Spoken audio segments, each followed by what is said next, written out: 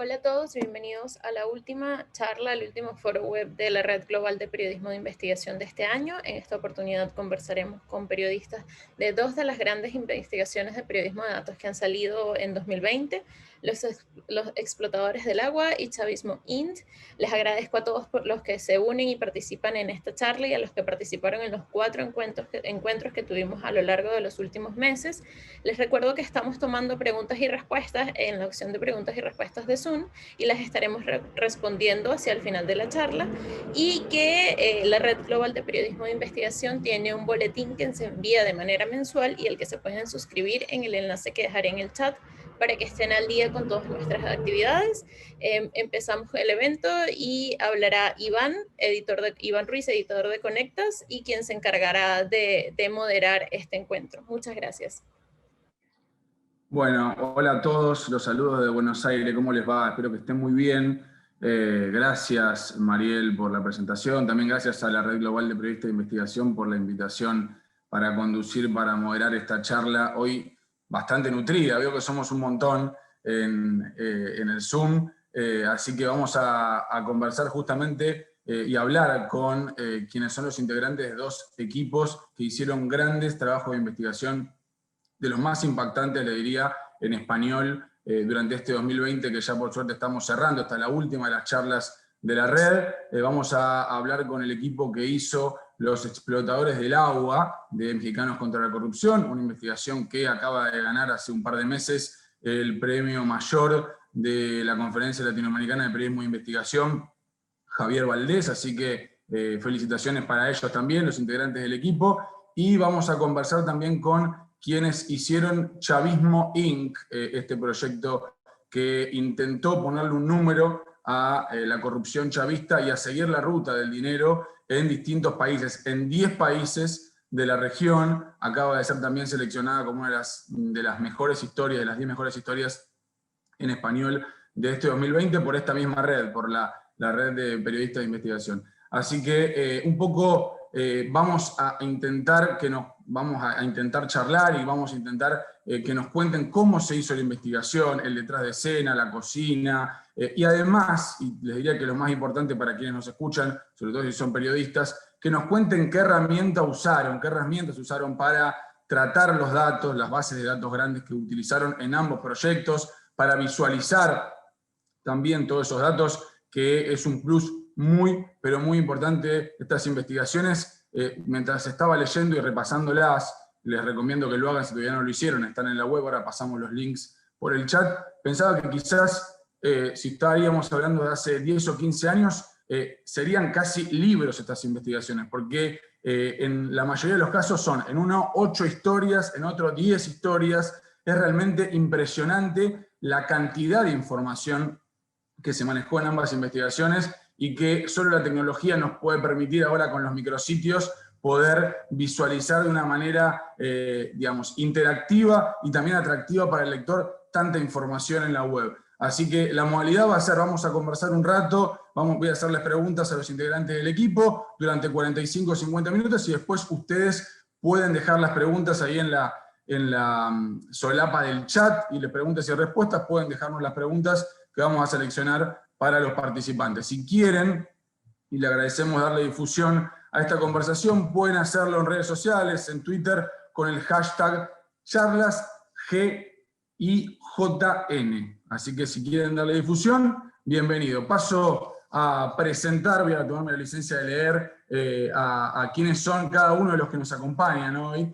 Telma Gómez Durán, periodista freelance y coordinadora del proyecto Los explotadores del agua, fue editora en México de Mongabay Latam, sitio especializado en periodismo ambiental, y formó parte de la unidad de investigación periodística Mexicanos contra la Corrupción y la Impunidad. Mi compatriota Sol Lauría es periodista de investigación basada en Panamá y coordinadora general y coeditora de Chavismo Inc., miembro, fundadora y editora general de Concolón, que lleva más de 15 años trabajando y explorando en medios de Latinoamérica, Estados Unidos, Europa, y con iniciativas transnacionales como Panama Papers, Investiga Lavallato y Paradise Papers. También Daniel Gómez Hernández, encargado de las bases de datos y análisis para los explotadores del agua. Se ha especializado Daniel en programación y análisis de datos y sistemas complejos. ha participado en diversos proyectos de investigación periodística, realizando el análisis y visualización de los datos. Formó parte además de la unidad de datos del periódico mexicano El Universal. Rocío Arias Puga, diseñadora de información y encargada de la visualización de datos de los explotadores del agua. Actualmente es subdirectora de visualización de datos de la CONACYT y forma parte del equipo central de Chicas Poderosas México. Y por último, María Fernanda Sojo, autora de la investigación en Venezuela de Chavismo Inc., periodista, integrante de Coordinación de Investigación de Transparencia Venezuela, fue redactora en la sección Economía y Finanzas del diario El Nacional en Caracas por 5 años y coordinó suplementos especiales en Economía y Negocios justamente en ese medio. Así que bueno, esta es la presentación formal. Quería comenzar preguntándole a Telma, porque seguramente hay muchos de los que están conectados que todavía no han podido leer la investigación Los Explotadores del Agua. Quería que nos contara a grandes rasgos. Vas a tener una tarea difícil, Telma, porque va a ser difícil sintetizar semejante investigación, pero bueno, si puedes contarnos en un minuto de qué va la investigación y además sumarnos también un poco algunas de las experiencias que fueron viviendo en el transcurso del trabajo que demoró, me imagino, largos meses, ¿no, Telma? Así es, bueno, muchísimas gracias primero por la invitación a la Red Global para participar en este foro y sobre todo para compartir el trabajo con otro trabajo un trabajo grandioso que el de Chavismo Inc., que me hace muy contenta estar compartiendo este foro con Sol y con María Fernanda, porque realmente el trabajo que ellos hicieron es un trabajo espectacular. Y bueno, pues gracias a todos los que están tomándose una parte de su tiempo para escucharnos. Bueno, Los Explotadores del Agua, efectivamente, Iván, es un trabajo que se realizó durante varios meses. Lo hicimos durante la segunda mitad del 2019. El trabajo se publicó en enero de 2020. Y es un trabajo que parte primero de una base de datos pública, que es la base de datos del registro de concesiones de agua que hay en México. Es una base que cualquier persona puede entrar. Sin embargo, que pues es una base que tiene sus debilidades, ¿verdad? Como todas las bases públicas, que es una base que hay que estar preguntándole todo el tiempo varias cosas. Y bueno, nosotros decidimos lanzarnos a explorar esta base con la pregunta de quiénes eran las personas y las empresas que al final de cuentas son los dueños del agua en el país. En México, como en la mayoría de nuestros países latinoamericanos y en el mundo, pues se habla de que el agua es un bien público, pero en la práctica, en los hechos, sabemos que esto no es así, que al final es un recurso que se maneja como si fuera un bien privado, y lo que nosotros nos lanzamos a investigar es quiénes eran esos dueños del agua, cómo habían encontrado, cómo habían obtenido esas concesiones, cuánto estaban pagando por esa agua, cómo es que la estaban ocupando.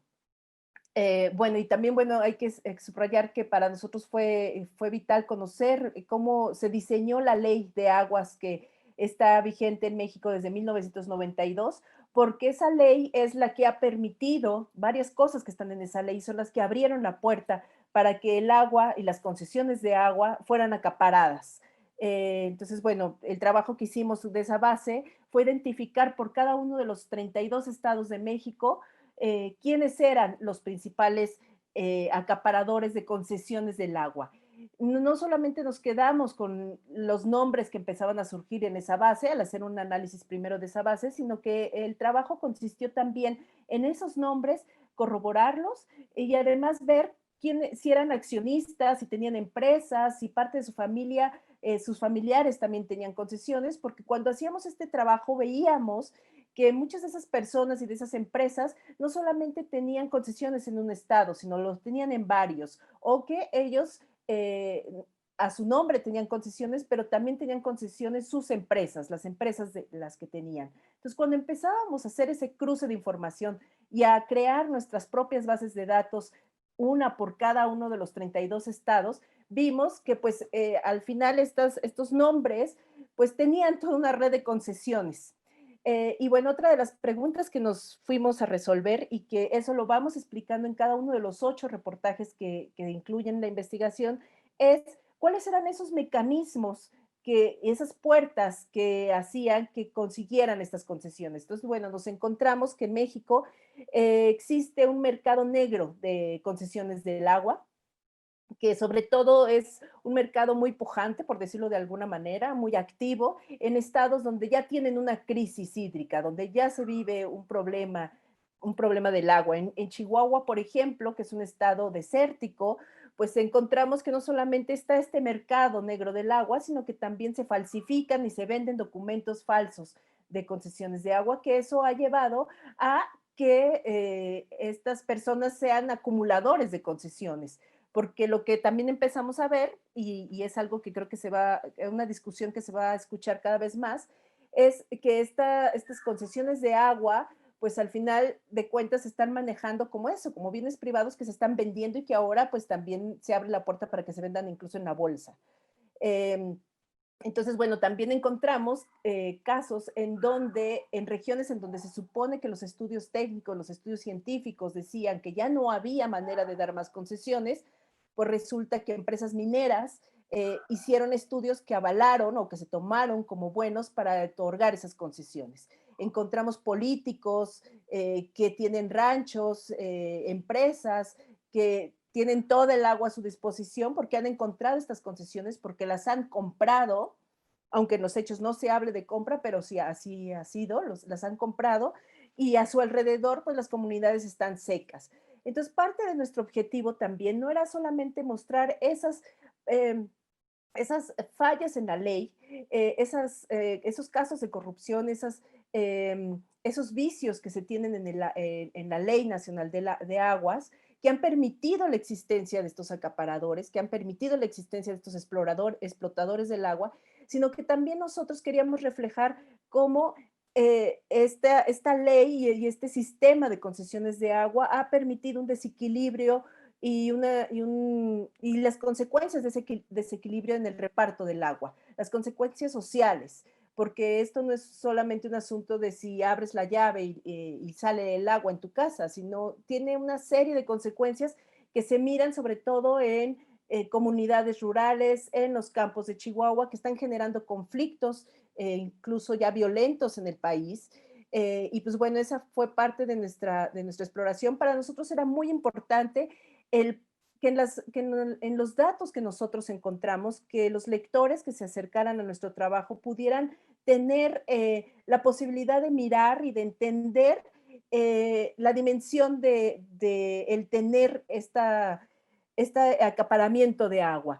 Y por eso fue que una de nuestras visualizaciones principales, pues lo que hace es presentar a estos explotadores del agua por estado, y quien entre a mirar esta visualización puede elegir el estado del país, puede conocer los nombres, puede saber quiénes son, a qué se ocupan, a qué supuestamente dedican esa agua que tienen concesionada, porque también lo que encontramos es que hay concesiones en donde se dice que es agua para un uso agrícola, y en México hay que apuntar que no se paga por el agua que se usa con fines agrícolas o que tiene la concesión para fines agrícolas. Y sin embargo, cuando nosotros salimos a investigar en campo, encontramos que esa agua no se utiliza para eso, se utiliza para cualquier otra cosa menos para fines agrícolas. Entonces, bueno, para nosotros era importante mostrar en esta visualización quiénes eran, cómo la utilizaban, que se mirara casos, por ejemplo, de empresas que tienen hasta más de 100 concesiones de agua. Y que muchas de ellas, la ley dice que se tienen que quitar esas concesiones cuando no se utilizan durante 2 años, y encontramos que esas concesiones siguen activas, ¿no? Siguen ahí como un activo y como parte de los activos de empresas que a final de cuentas después ellas van vendiendo. Entonces se está traficando con un recurso público en el que cada vez son más grandes los problemas que tenemos en países como México y en toda la región, y bueno, en general el problema del agua creo que es un tema que vamos a seguir escuchando y que requiere de muchas más investigaciones. Wow, impresionante tu descripción, Telma. ¿Cuántos meses le llevó la investigación? ¿Lo tienes cuantificado? Sí, nos llevó aproximadamente 9 meses. Wow, es un tiempo importante. Bueno, damos vuelta a la página. Sol, te quería preguntar a vos exactamente lo mismo, digamos, si puedes hacernos un resumen de qué trata Chavismo Inc. y que nos cuentes un poquito más de cómo se fue haciendo el proceso, digamos, ¿no? Estás con mute, me parece. A ver. Ahí estamos. No. Ahora sí. Bueno, igual muchísimas gracias a la red y también un honor. La verdad es que el trabajo de los explotadores es espectacular y a muchos nos alegró muchísimo que lo reconociera la Colpim, porque como hablábamos recién, Telma, el tema del agua es como importantísimo y todo lo que es medio ambiente y empezar a empujar investigaciones en esos temas y de verdad que es impresionante, así que felicitaciones. Bueno, Chavismo IN también, igual que los explotadores del agua, y esa es una de las conclusiones que podemos empezar a sacar de antemano, llevó muchísimo trabajo, fue un año y se dividió en 2 fases. Básicamente lo que es, o sea, para partir, para quienes no han entrado todavía, es una investigación transnacional que lo que hizo fue tratar de rastrear el patrimonio de los últimos 20 años y de identificar todos los fondos que se exportaron de Venezuela, producto de los petrodólares, desde Venezuela hacia el mundo en los últimos 20 años en que en el país gobernó el chavismo. Y todos los vínculos internacionales con distintos patrones que han tenido para poder sacar ese dinero, que ha sido por diferentes vías que ahora les voy a explicar. Para hacer esto, son 10 historias, participamos 21 periodistas e investigadores en 2 fases. Es un proyecto de Transparencia Venezuela, el capítulo local de Venezuela de Transparencia Internacional, la plataforma periodística Conectas y la Alianza Rebelde Investiga. Así que, como ven, fueron 3 instituciones, muchísimas personas, para construir una gran base de datos que es producto de lo que fuimos rastreando, y estas 10 historias de 10 países que vislumbran un poco estos patrones desde el gran desfalco venezolano, o sea, el gran desfalco del gobierno venezolano en los fondos públicos. La primera fase llevó más de un año, empezó como a mediados del año pasado. La primera fase fue el rastreo para poder identificar cuánta plata salió a través de qué personas y con qué mecanismos, digamos. Entonces lo que hicimos en esa fase, sobre todo del lado de Transparencia Venezuela, con investigadores convocando, o sea, esa fase fue liderada por Transparencia, investigadores buscando en bases de datos oficiales, bases de registros públicos o de empresas, y causas judiciales, que hay alrededor de 86 alrededor del mundo, y en 55 se pudo identificar que los fondos venezolanos que se movieron, fondos públicos, ¿no? En los últimos 20 años fueron más de 30.000 millones de dólares, que es 6 veces más que las reservas que tiene Venezuela hoy. Y en la segunda fase, ahí estuvo centrada en la construcción de la base de datos, que estuvo sobre todo a cargo de Milred, de Transparencia Venezuela.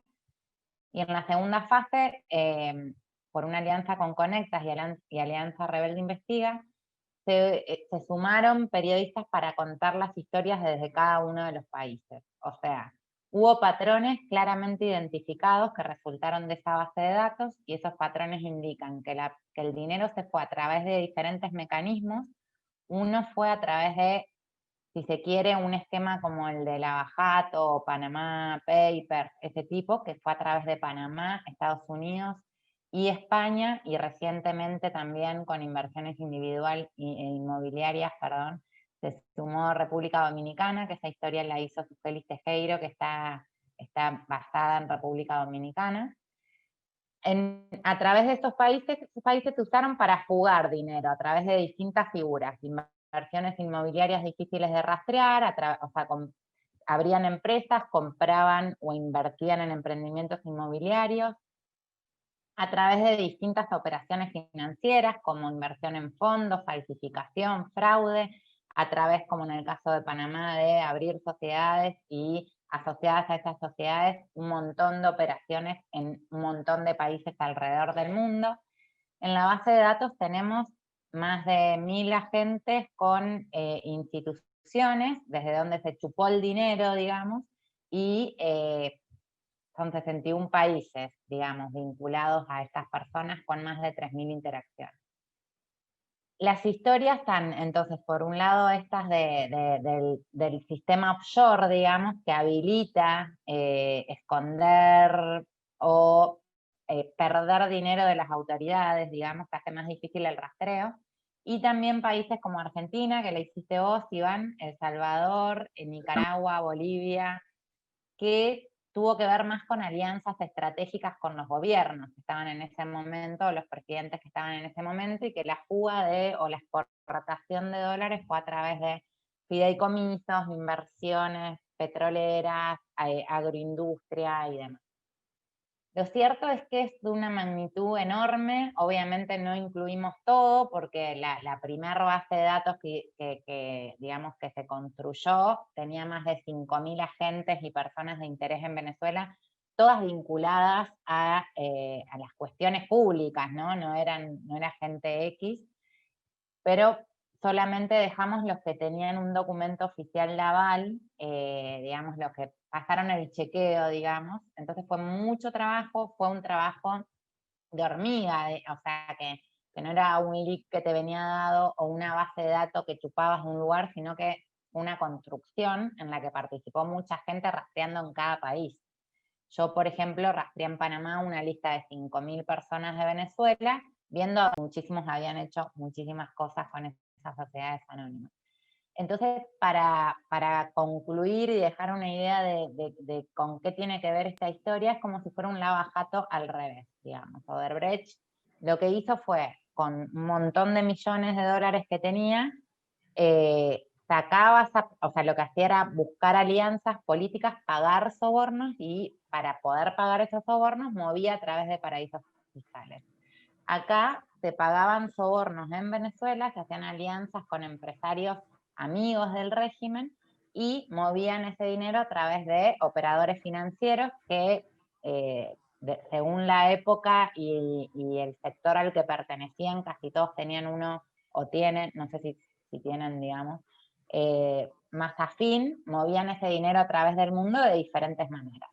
Pero de lo que se trata es de corrupción y de paraísos fiscales y sistemas offshore, ayudando a esconder ese dinero de la corrupción. Muy buen resumen, Sol. Sí, es impresionante. Uno entra ahí al micrositio y ve el mosaico que parece cada cosita chiquitita. Es una investigación, o sea, le dan un clic y es una investigación distinta en cada país.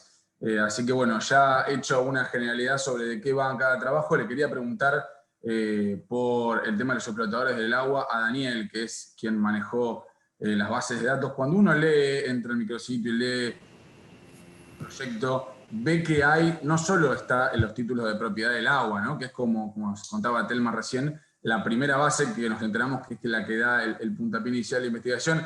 Hay otras bases también que se conjugan ahí, uno se da cuenta por los datos que aparecen, como por ejemplo los permisos agrícolas, como por ejemplo los subsidios de energía eléctrica. La pregunta para Daniel, en realidad son las preguntas, porque es más... Primero, ¿cómo se planifica una investigación teniendo todas esas bases de datos juntas, digamos? Y después, si podés darnos alguna recomendación, sobre todo para los periodistas que están escuchando, ¿qué herramientas usaron para poder conjugar toda esta información? ¿Qué tal, Iván? Un gusto compartir este espacio con todos ustedes. Muchas gracias. Bueno, respondo a tu primera pregunta sobre cómo funciona, qué papel tiene, ¿no?, la base de datos al planificar una investigación. Y pues más que al planificarla, tiene un papel fundamental en el desarrollo de toda la investigación, ¿no? En este trabajo fue como muy importante mantener comunicación constante con las investigadoras mientras iba realizando el análisis de la base de datos, ¿no? O sea, había días en los que nos juntábamos para tener sesiones en donde iba, por ejemplo, Telma me iba como haciendo preguntas y yo las iba resolviendo, ¿no?, a partir de la base de datos. Y bueno, también en este sentido hubo como un ciclo de validación constantemente entre que yo encontraba como ciertos hallazgos en la base de datos y se lo comunicaba, ¿no?, a las investigadoras, y también ellas validaban en campo que eso pues estuviera pasando, ¿no? O al revés, a veces ellas encontraban como ciertas zonas donde había como mucho acaparamiento, y entonces íbamos a la base de datos a buscar quiénes estaban ahí, ¿no? También, por ejemplo, fue de mucha utilidad, por ejemplo, cuando tomaron foto y video con drones en Chihuahua, me pidieron a mí como que les pasara así un mapa con las coordenadas exactas de dónde estaban las concesiones, y pues eso así en tiempo real les sirvió muchísimo, ¿no? Como para obtener ese material. Y bueno, como ya comentaba Telma, hicimos también unas bases de datos, y creo que ese es como uno de los de lo más valioso que tienen los explotadores del agua, ¿no? Que no solamente usamos la base de datos del registro del agua, sino que también ya una vez que obtuvimos los principales titulares, los principales dueños del agua, pues se fue más allá y nos preguntamos quiénes eran estas personas, qué vínculos habían entre ellos, qué empresas tenían, y yo creo que ese es como yo he visto pues en México que ese es como una de las prácticas que se cometen mucho, que el análisis o la investigación se queda mucho en lo que arroja el análisis, ¿no? Y creo que es bien importante ir más allá y contextualizar esos datos, ¿no? Porque muchas veces uno como analista pues está muy alejado del contexto, ¿no? No sabe realmente lo que está pasando afuera, o sea, si los datos realmente se están viendo reflejados allá afuera. Y pues ese es uno de los trabajos más grandes, ¿no? Que no siempre se está dispuesto a realizar. Entonces creo que ese fue como uno de los plus que tiene este trabajo, ¿no? Y bueno, sobre las herramientas para la base de datos, pues sí, es una base de datos con varios defectos, ¿no? Por ejemplo, vienen como las coordenadas de cada título, de cada concesión, pero cuando estaba revisando esos datos había concesiones que estaban así en otras partes del mundo, ¿no? No en México, o sea, había como varios errores ahí de captura. Afortunadamente nosotros no tuvimos que usar esas variables porque no era como el objetivo de la investigación. También nos tocó, por ejemplo, algunos nombres de empresas o de titulares que era muy difícil como ver cuántas concesiones tenía un titular, porque en otro registro escribían a esa persona pero sin acentos, ¿no? O con un espacio entre los nombres, cosas así, pues eso va complicando ahí el manejo de los datos. Y usamos Python, es una base de casi 500,000 de títulos. Usé Python, una librería en particular que se llama Pandas, que es para análisis de datos. Y una vez que se hizo el análisis de datos, se hicieron algunas pruebas de visualización con un lenguaje que se llama matemática. Y finalmente ya para visualizar se usó JavaScript y en particular una librería que se llama D3. Y pues ya por último yo recomiendo mucho el trabajo colaborativo. O sea, creo que pues para tener una pieza así de calidad es bien importante tener como gente especializada en varias cosas, más que en que sepa muchas cosas, porque pues como dicen, ¿no? El que mucho abarca poco aprieta. Y pues eso es todo. Daniel, y entonces, contaba la cantidad de registros, ¿no? Pero ¿cuántas bases fueron ensamblando la base de datos? La base es o sea, digamos que es una base principal, la que te comento, que tiene cerca de 500,000 de registros, y tenía unos anexos en donde tenías esta base y además tenías otra donde, o sea, en la primera tienes los títulos y en la segunda tienes cuántos anexos tiene cada título, ¿no? Y cada anexo es como una toma de agua, digamos, ¿no? Entonces fueron como esas dos bases principales, y ya cuando tuvimos que hacer nosotros la base, usamos literal una hoja de Excel en línea que pudiéramos como estar modificando y también verificando la estructura que se le daba para que fuera útil, ¿no? Al final a la hora de hacer el análisis. Perfecto. Le quería preguntar a Rocío también para seguir con los explotadores del agua. Cuando hay tanta información, como en este caso, 500,000 de registros, ¿qué se toma como prioridad a la hora de visualizar? ¿Cómo se elige qué visualizar y qué no? Hola, gracias por escucharnos, a todos los que están ahí conectados.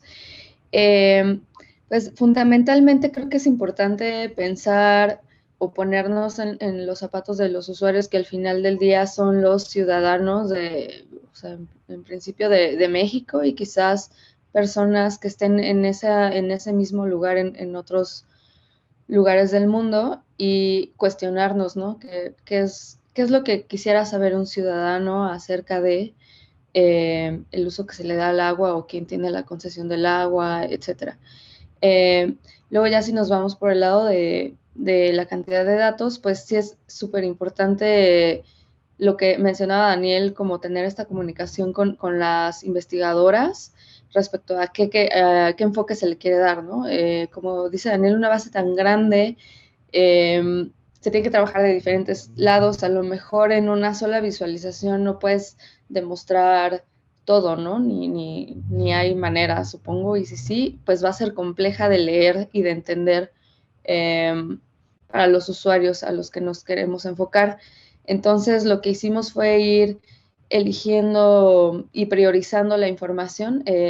Como ven en el trabajo, hay una visualización que refleja particularmente esto de los nombres de los dueños de las concesiones y sus relaciones, que hay que mencionar que ese trabajo fue también un trabajo, creo que ya lo mencionó Telma, impresionante, donde pues sí tenemos nombres, pero hay que empujar e ir más al fondo, y entonces quiero saber si esta persona, que a lo mejor es dueña de una empresa, pero también es socia y es primo o prima de alguien más, etcétera, ¿no? Y por ejemplo, esa fue un enfoque, ¿no? Simplemente de la relación de las personas y las empresas que están acaparando el agua. Pero también está una, por ejemplo, del volumen, simplemente del volumen acaparado por estado, y también hay que pensar mucho cómo logramos dimensionar esta información, o sea, para que las personas dimensionen esta información. ¿A qué me refiero?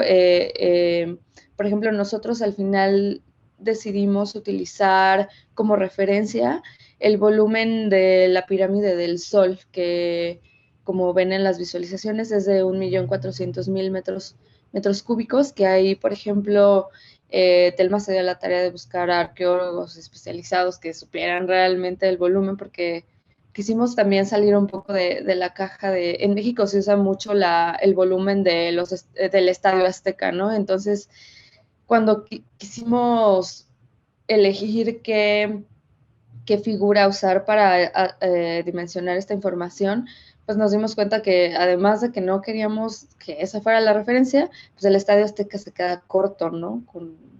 Con respecto al volumen que queríamos representar. Entonces, por eso tenemos el de la pirámide del Sol. Y bueno, también es súper importante el orden de las visualizaciones, ¿no? O sea, estamos poco a poco explicando un tema que al final le van dando contexto entre las propias visualizaciones y los textos para llegar a conclusiones súper interesantes, como es justo la de las relaciones de las empresas y personas. Ahí está, te quería preguntar con respecto a la visualización esta que nombraste al principio de los dueños del agua. Decidieron hacer una nube de palabras. ¿Por qué esa elección? ¿Por qué les pareció que esa era la mejor forma de representar todos esos datos?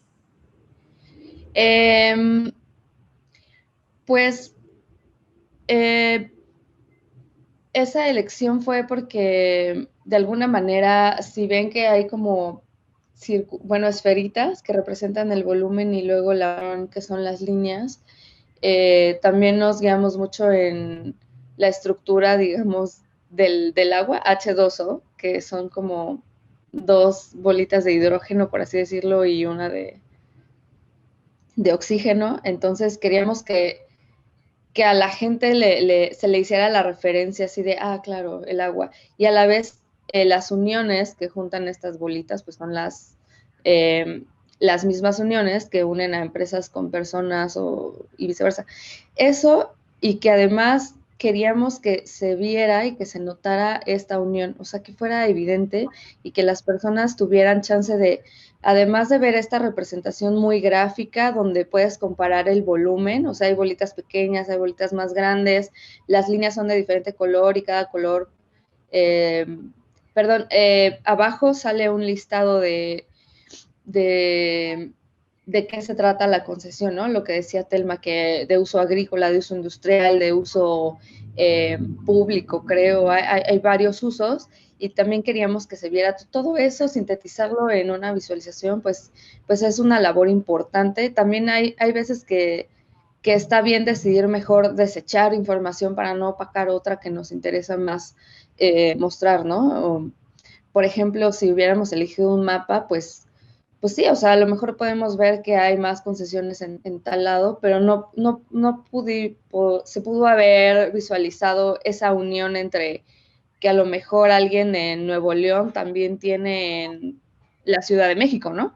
Entonces, por eso decidimos hacer esa visualización que a media pantalla es algo muy gráfico y a media pantalla ya es algo más textual que también permite a los periodistas, que seguro esta investigación, también hay que decirlo, es referencia de otras más dedicadas al agua en el país, y entonces, pues uno sí ya empieza a ver nombres, y a lo mejor yo que vivo en Guerrero no ubico muy bien los nombres de empresas que están, por ejemplo, en Sinaloa, pues si le pico a mi estado, Guerrero, entonces a lo mejor ahí, o sea, tengo más contexto, ¿no? De los nombres o de las empresas. Entonces, queríamos que les fuera muy útil, por ejemplo, a esos públicos, ¿no? Periodistas y también ciudadanos, que lograran acercarse lo más posible a la información. Para quienes no la han visto, corríjame si me equivoco, pero si mal no recuerdo, está la visualización de los nombres dentro de la primera historia, ¿no? De la del gobernador. Así que ahí pueden, dándole un rato de scroll, llegar a la visualización que está muy, muy linda. Bueno, Perdón, Iván, tantito ahí Sí. nada más. Hay una visualización que es la grande de los 32 estados que está en el primer texto, en el texto de portada. Perfecto.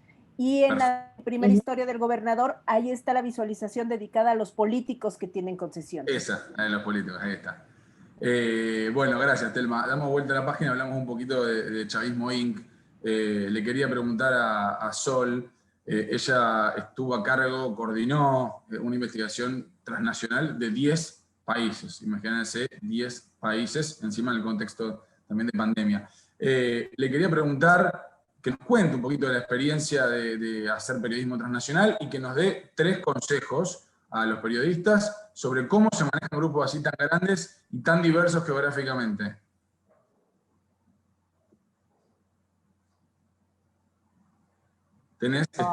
Siempre me pasa lo mismo, o sea, es todo un año de conversatorios y lo sigo haciendo.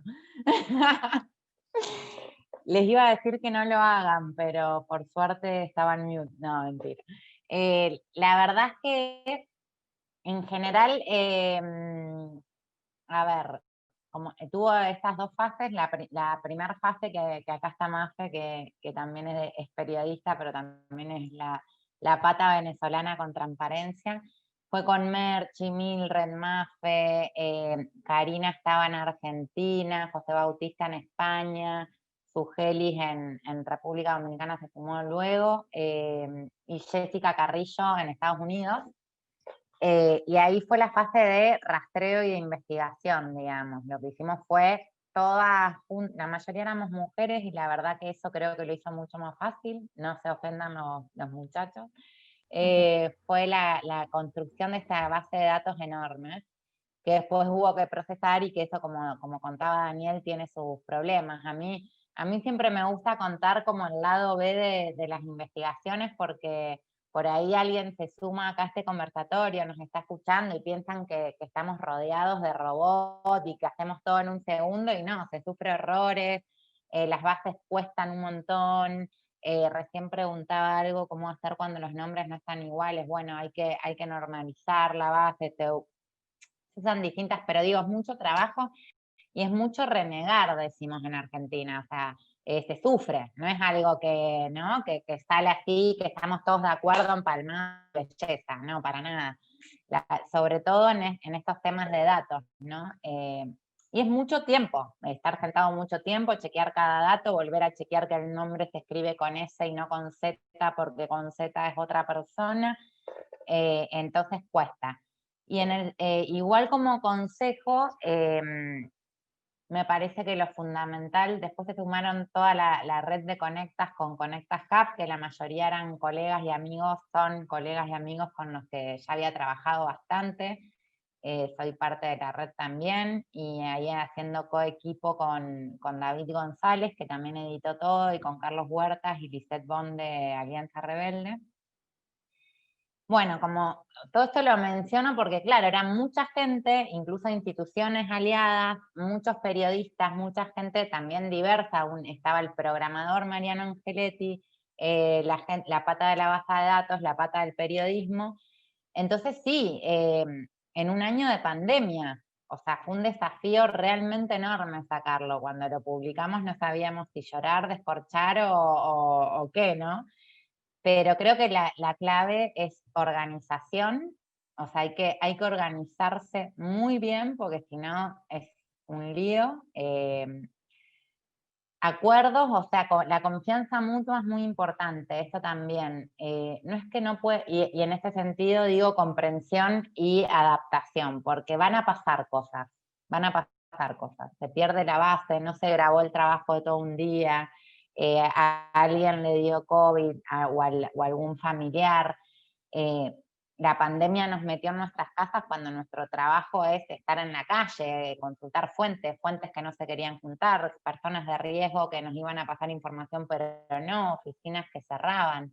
Fue muy difícil, entonces no es que no van a surgir problemas en una investigación así, siempre van a surgir, o sea, siempre van a surgir complicaciones. El tema es avisar y para poder resolver y adaptarnos, ¿no? Porque si a veces lo que pasa es que alguien no cuenta, no pasó en este caso en chavismo, la mayoría de los que participaron ya habían participado de investigaciones transnacionales, pero a veces lo que pasa es que si algo no se conversa, no se aclara, no se prevé, queda ahí como un hueco que nadie se entera y después tenés la bomba. Entonces, va a haber problemas siempre, hay que avisar para poder adaptar y reprogramar y volver a encauzar la investigación. Se parte de la base, en este caso siempre se cita una cita de Kapuscinski que dice que los cínicos o las malas personas no pueden ser buenos periodistas. Yo he conocido muchísimos periodistas que son malas personas. El tema es tener un código de trabajo de avisar, decir y comprender. Básicamente es eso. Igual es muy difícil que con mala onda o mala vibra o malas intenciones puedas participar de una investigación así y que salgas ileso, digamos. Ileso en el sentido de que la gente siga queriendo trabajar con vos, es complicado. O sea, quiero decir que hay que tratar de tener organización, aviso, compromiso, cumplir los plazos y en el caso de que surjan inconvenientes, avisar a la persona que esté a cargo para que se pueda reprogramar porque todo es atendible y más en una situación como la de este año, que de verdad que estábamos súper exigidos porque nosotros empezamos este trabajo antes de la pandemia, incluso convocando a los periodistas y todo, y de golpe llegó esto, y bueno, igual lo seguimos, pero claro que se demoró un poco más, ¿no? Sí, un buen resumen ahí de todas las dificultades también que fueron enfrentando. Gracias por los consejos. Siguiendo con Chavismo Inc., le quería preguntar a María Fernanda. ¿Qué tal, María Fernanda? Si uno va al proyecto, va a ver que creo que en la tercera pestaña está la solapa de las fuentes, la base de datos. Decidieron abrir los datos. ¿Cómo se tomó esa decisión y cuál fue el motivo? Hola Iván, gracias por la oportunidad. Aprovecho también de agradecerle a la red y qué honor poder compartir con los colegas de los explotadores del agua. Mira, nosotros particularmente en Venezuela el acceso a la información pública es una de las grandes dificultades para hacer periodismo y porque no todos tienen que estar enterados. Para ponerles un ejemplo, nosotros tenemos por lo menos 4 años sin tener acceso a la ley del presupuesto anual del país. Nosotros no sabemos cuáles son las premisas que sirven para armar un presupuesto, para armar el presupuesto público. No te quiero hablar de las dificultades que existen para poder ir a una oficina del sector público, para ir incluso a un registro nacional es sumamente complicado. Los periodistas de investigación en Venezuela constantemente se están reinventando, viendo de qué forma pueden encontrar la información que necesitan para hacer sus trabajos. El Registro Nacional de Contratistas, que hasta hace unos 3 años podía todo el mundo tener acceso, ahora está cerrado. Incluso se acaba de aprobar una ley, no sé si han podido escucharla, se llama Ley Antibloqueo, que busca hacerle frente a las sanciones internacionales. Y con esta ley incluso se pone en riesgo las personas que de una u otra forma logren acceder a la base del Registro Nacional de Contratistas. Entonces, hay una gran dificultad para poder tener acceso a la información pública, y nosotros quisimos precisamente ir en contra de eso. Nosotros quisimos poder poner a la mano de todas las personas que quisieran esta información, todo el trabajo que dijo Sol, todo el trabajo que significó construir esta gran base de datos, que bueno, este proyecto duró más de un año, pero Transparencia ya traía por lo menos 2 años más de la mano de Mildred Rojas, construyendo una gran base de datos.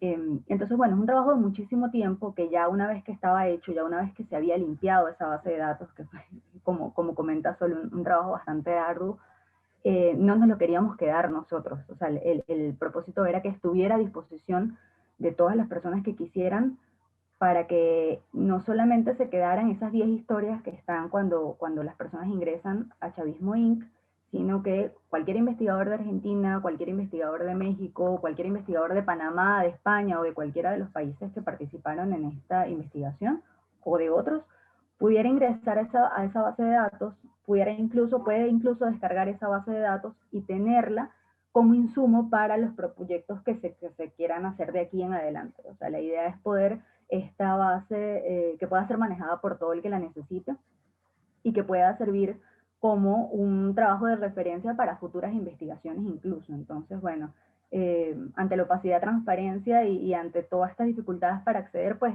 nosotros abrimos los datos para que todo el que los necesite los pueda consultar. Si uno entra ahí en la tercera pestaña del especial, puede buscar entonces por persona, o sea, por funcionario público, por empresa, por organismo público. Realmente súper interesante, y además de puertas abiertas, digamos, ¿no? Para quien quiere seguir buceando un poco en la información. ¿Tuvieron, María Fernanda, algún tipo de repercusión negativa por parte del gobierno, justamente por ir en contra de esta política de opacidad que tiene con los datos? Mira, no hubo una respuesta directa, un ataque directo de las autoridades contra la investigación. Sin embargo, sí ha habido ciertas presiones a las ONGs en general. Transparencia Venezuela es una organización no gubernamental que tiene muchísimo rato denunciando la corrupción y trabajando porque haya gestiones públicas transparentes.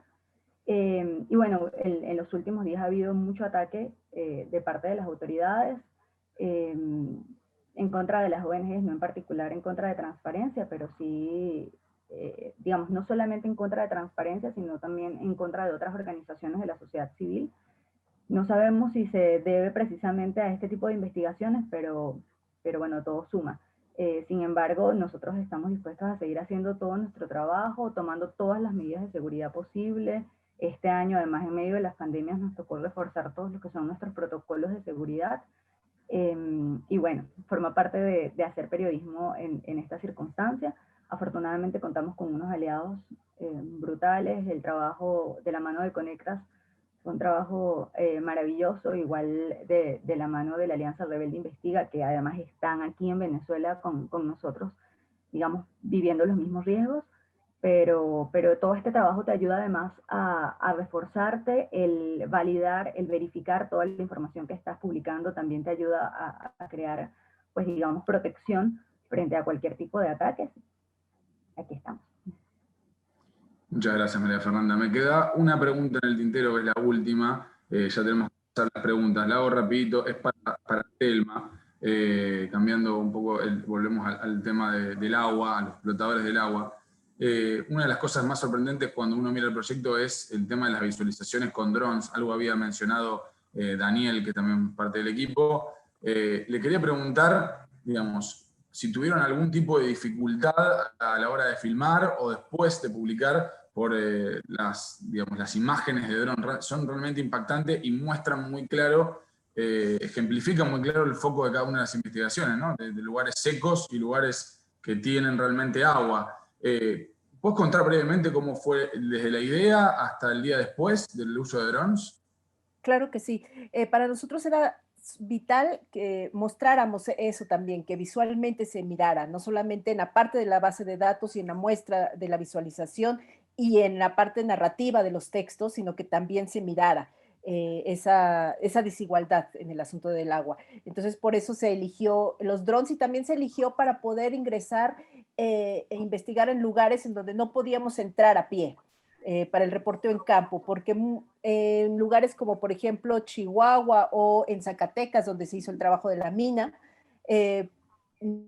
no había algunas zonas que son propiedad privada en donde no podíamos entrar caminando, digamos, ¿no? Y en el caso de Chihuahua, por ejemplo, el uso del dron nos sirvió para identificar pozos ilegales también, para poder nuestros compañeros de foto y de video se convirtieron, igual que también quienes estuvimos trabajando en campo, en especialistas en identificar pozos ilegales, justo, porque el estar mirando pozos y pozos nos llevó también ya a tener como a identificar algunas cosas que nos decían, este pozo no es legal, este pozo es ilegal. Entonces, bueno, el uso de drones nos sirvió para poder entrar y poder documentar esa parte.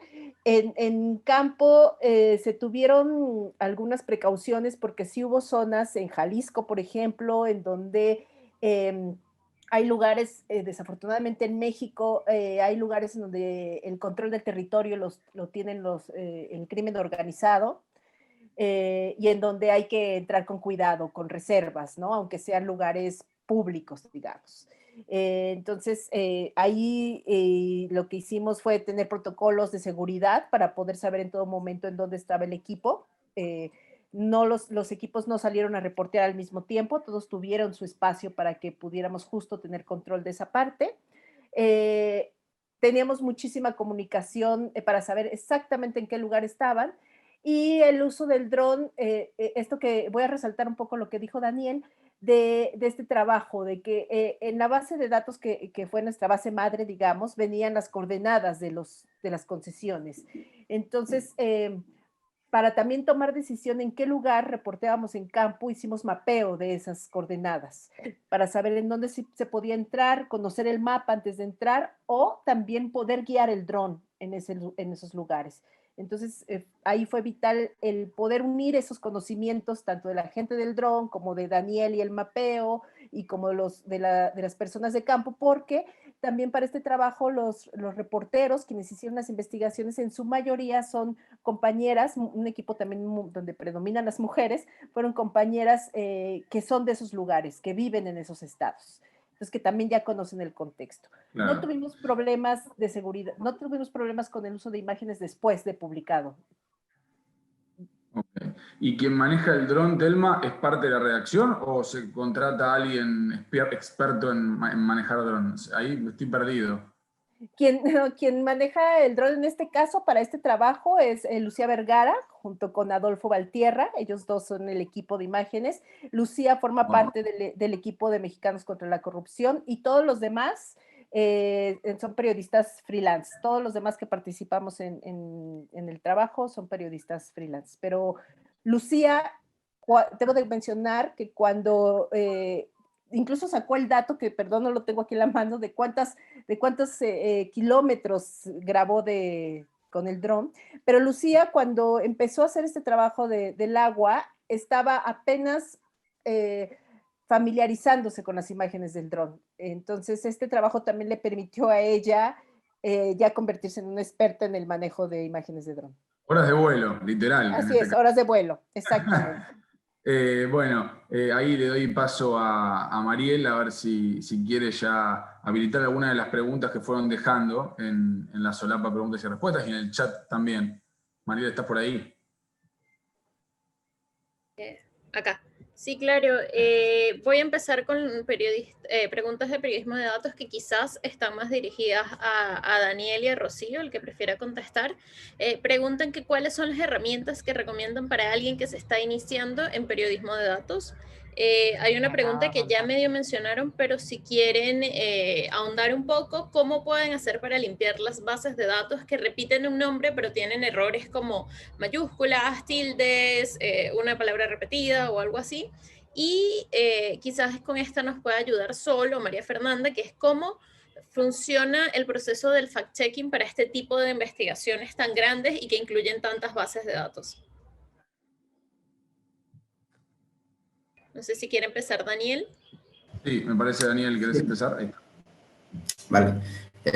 Bueno, de las herramientas para introducirse, yo pienso que, por ejemplo, el uso de Excel es bueno, pero como que está quedando poco a poco un poco obsoleto, ¿no? Entonces yo recomiendo Python, hay más usar R. Yo creo que son muy similares, ¿no? O sea, cualquiera de los te sirve para hacer análisis de datos y son como dos lenguajes intuitivos, ¿no? Y fáciles relativamente de aprender. Es aprender a programar y pues eso tiene su curva de aprendizaje. Entonces, pues no se desesperen si al principio les cuesta un poco de trabajo, pero con práctica sí adquieres mucha habilidad, ¿no? Y bueno, por otra parte, también el tema de cómo limpiar o cómo eliminar estos nombres duplicados, pues la limpieza de una base de datos es la parte más tardada para hacer un análisis, ¿no? O sea, realmente te toma más del 50% del tiempo. Limpieza, pues sí es un proceso medio artesanal donde tienes que ir viendo así qué tipo de errores hay. Por ejemplo, ¿no? Si alguien en un registro aparece el nombre de una empresa y termina con AC, de Asociación Civil, y en otros aparece como A.C. Pues entonces tienes que decidir, por ejemplo, ¿no? Eliminar todos los A.C. por reemplazarlos por AC y entonces ya puedes como ir pues sumando mejor, ¿no? Cuántas empresas se repiten. O si hay acentos, pues eliminas todos los acentos, ¿no? Pero hay que tener mucho cuidado ahí porque ya estás modificando la base de datos, ¿no? Entonces siempre hay que estar verificando que no estés haciendo cambios, pues, que ya te vayan a arrojar información que ya es falsa, ¿no? Siempre hay que estar. Ya. Muchas gracias, Daniel. No sé si quiere participar Rocío también respondiendo eso o Sí, respondiendo las herramientas que recomiendan para alguien que quiera adentrarse en este mundo. sí, agregaría un par de herramientas que son bastante buenas y gratis para sacar gráficas, digamos, estáticas. No necesariamente que tengan que saber programar, sino sacar gráficas fijas. Y una es Data Wrapper y otra es RawGraphs. En el chat les escribo el link. Simplemente es copiar la base de datos, pegarla y elegir la visualización y hacer las adecuaciones que se requieran y listo. No, es practicar, obviamente, pero son herramientas muy sencillas de usar. Muchas gracias, Rocío. María Fernanda, no sé si nos quieres contar un poquito de cómo fue su proceso de fact-checking y cómo se puede hacer fact-checking para este tipo de proyectos.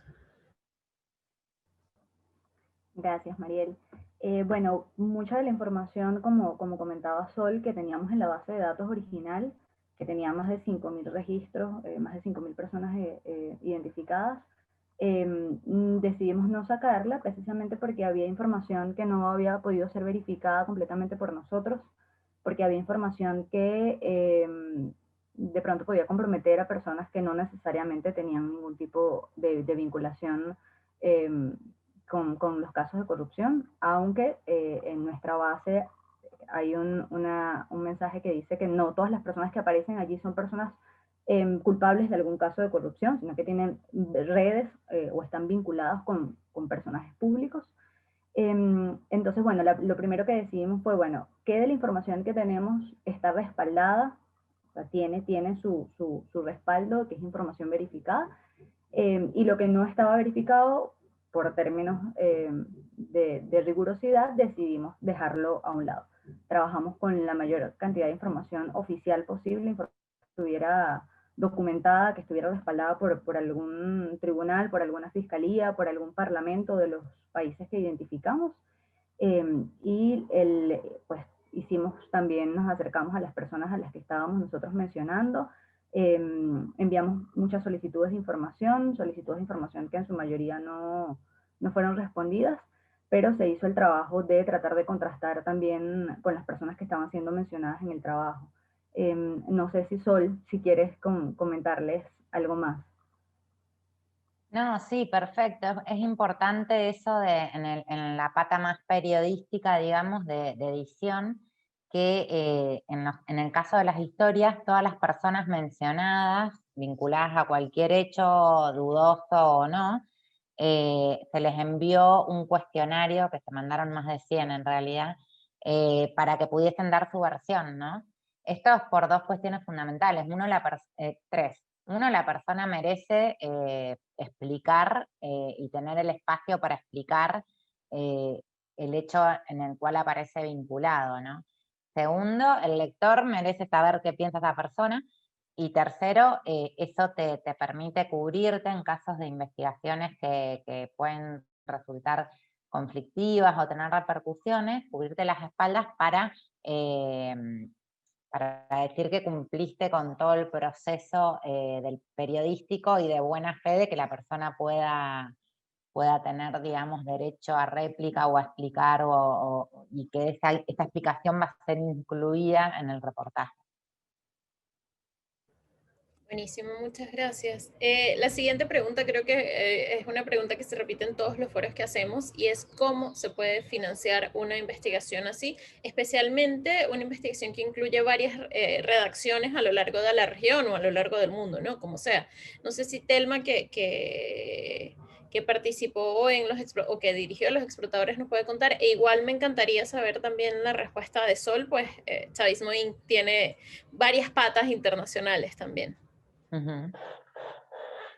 Bueno, sí, financiar una investigación así, sí, obviamente son investigaciones que no son baratas, que se requiere un financiamiento adecuado y por eso, bueno, en nuestro caso, Mexicanos contra la Corrupción es la organización que financió el trabajo, que Mexicanos es una organización que tiene sus recursos a través de donativos nacionales e internacionales, entonces, bueno, ellos fueron quienes financiaron el trabajo, pero sí es necesario, como bien dijo Sol, tener una organización adecuada, no solo paciencia, sino también tener una organización adecuada, una disciplina, porque hay que hacer un muy buen uso de los recursos. Hay que poder administrarlos de manera adecuada para que puedan utilizarse de la mejor forma. Entonces, bueno, pues sí, y para lograr tener el financiamiento, en nuestro caso, en el caso de Agua, nosotros tuvimos antes que presentar una propuesta interna que fue estudiada por Mexicanos para ver si para ellos era un tema que merecía dedicarle financiamiento, ¿no? Entonces sí hay que hay que poder hacer un pre-reporteo muy importante y poder tener un tema muy bien amarrado para que pueda ser más fácil conseguir ese financiamiento. Eso es algo que creo que en los últimos años los periodistas hemos tenido que ir aprendiendo, el asunto de buscar el financiamiento para nuestras investigaciones. Bueno, para eso siempre hay que tener proyectos que tengan un trabajo previo, no podemos llegar solamente con la idea, sino que debe de haber un pre-reporteo importante para poder acercarnos a las becas, a estas cuestiones que lanza, por ejemplo, que lanzan diversas iniciativas para poder financiar proyectos, ¿no? Perdón, interrumpo un segundo para agregar a una preguntita que está muy ligada a este uso de los recursos, que también estaba dando vueltas en el chat. Se la suma a Telma, si después también la responde Sol o María Fernanda, con respecto a Chavismo Inc., que es ¿cuántas personas trabajaron en el especial? En el caso de los explotadores del agua fueron 20 personas. Sí, bueno, yo estoy sumando en esas 20 personas porque creo que también estas investigaciones no es que uno las coordina, y eso lo sabe bien Sol, pero son investigaciones en donde participa mucha gente, en donde el granito de el trabajo, la colaboración, sea la más pequeñita, es indispensable para hacer la gran forma, el engranaje total. Sin esa participación que puede a veces parecer pequeña, no se logran cosas, ¿no? Entonces nosotros tuvimos, por ejemplo, a tres personas que nos ayudaron muchísimo con las solicitudes de información, porque hicimos como 500 solicitudes de información para obtener los expedientes, y sin el trabajo de ellos, que estaban pendientes de estar checando las solicitudes, de estar pendientes de las respuestas, nuestro trabajo como periodistas, como reporteros ya de campo, no hubiera sido posible. Entonces, bueno, en las 20 personas estamos sumando diseñadores, programadores, a quienes hicieron también ese trabajo de solicitudes de información. Sí, en chavismo también entre 20 y 25 personas, y en relación a los fondos me parece que lo que ante la crisis de los medios de comunicación, digo que les puede servir en función de las preguntas que fui leyendo, ante la crisis de los medios de comunicación, que ya no invierten tanto en el periodismo de investigación, que es muy caro porque es lento, imagínate 25 personas, transnacional, han surgido nuevas maneras, y estas alianzas con organizaciones de la sociedad civil, en el caso, por ejemplo, de Transparencia Venezuela, ellos tenían avanzado y asumido todo la inversión que suponía construir esa gran base de datos y el desarrollo web. Y se suma Conectas, que también con fondos de NET y muchas organizaciones internacionales que están apostando a construir nuevos modelos de periodismo de investigación y de alianzas y de investigación transnacional. En este caso, al proyecto lo armé yo como miembro Conectas, se presenta y se aprueba, y eso posibilitó que ingresen 10 periodistas a contar las historias cada uno desde su capítulo. Obviamente también hay una apuesta de la gente que integra, porque, digamos, si bien es una investigación de muchos meses y demás, casi nada paga el trabajo que efectivamente es, ¿no? Todos apuestan a que siga ocurriendo y a que siga habiendo investigaciones, y todos ponen de su parte para que eso ocurra. Entonces, hay que destacar fundamentalmente quienes lo financian, pero también quienes apostaron, digamos, y por ahí también se dieron parte de sus ingresos para que la investigación se publique. Y esto lo digo porque tienen que confluir, como decía Telma, muchas voluntades para que esta locura se lleve adelante, que en verdad es mucha apuesta, son muchas horas extras, muchos fines de semana, o sea, no es un trabajo de 8 a 12 ni de 4 a 8, ¿no? Y en ese sentido, como consejo en paralelo y entre paréntesis, y perdón si me extiendo, es que también lo que decía Telma, buen consejo para todos los colegas que están acá conectados, es que cuando van a presentar una propuesta para financiamiento internacional, tienen que tener claro de qué va el tema. No es un acto de voluntad, sino es, investigué esto y encontré todo esto y voy a contar esto. Como bien cerradito, digamos, ¿no? Hay que hacer igual un conversatorio aparte de cómo presentar propuestas para grandes. El famoso pre-reporteo, digamos, ¿no? Tener bien claro el tema y no que sea una exploración, una caña de pescar ahí tirada. Muy bien. Bueno, gracias a todos. Creo que vamos a terminar con unas preguntas a Telma que han hecho en el chat. Una es como cuál fue lo que pasó luego de que ustedes publicaran la investigación, si hubo un cambio en la ley, si hubo reacciones del gobierno o algo así. Y otra pregunta para devolvernos un poquito a la parte donde hablábamos de los drones, es que si han perdido algún dron o perdieron algún dron en el reporteo, y si eso no ponía en aviso a las comunidades o a la gente que estaban investigando de que los estaban investigando, el que les volara un dron encima de sus propiedades.